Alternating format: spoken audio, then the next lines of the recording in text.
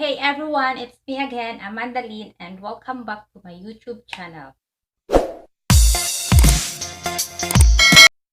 So ngayon guys, i-share ko sa inyo ang bagong moisturizer na na-discover ko na perfect sa lahat ng skin type. Kahit yung mga sensitive ang skin guys, pwedeng-pwede to kasi nga it's 100% herbal siya. Ito ay ang Himalaya Herbal Nourishing Cream. Sobrang ganda niya guys kasi nga kahit hindi ka na maglagay ng powder, after mo maglagay na to, okay lang kasi guys, hindi siya greasy at hindi siya oily sa skin mo. Ang main ingredients niya kasi guys is ang aloe vera. Kaya hinahydrate niya ang skin mo guys buong araw. Kaya hindi talaga siya nagda-dry.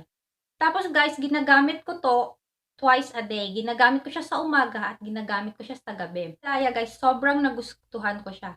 Napaka-affordable pa. Nabili ko lang to below 100 lang. Tapos 200 ml na siya. At ganito na siya guys, nabuksan ko na kasi to. At ito ang laman niya.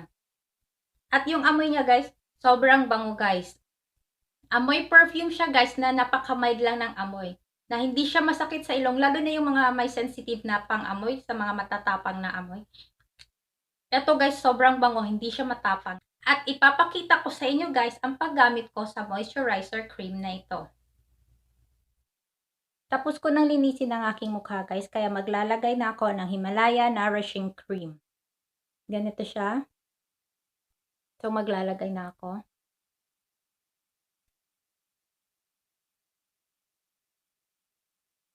Napaka-light niya lang din ilagay guys. Sobrang galing i-spread sa mukha mo. Tapos sobrang bango niya. Pwede din siyang gawing pang base guys bago kayo maglagay ng makeup. At lagyan niyo buong mukha niya pati na din sa leeg. Lagyan din natin sa leeg.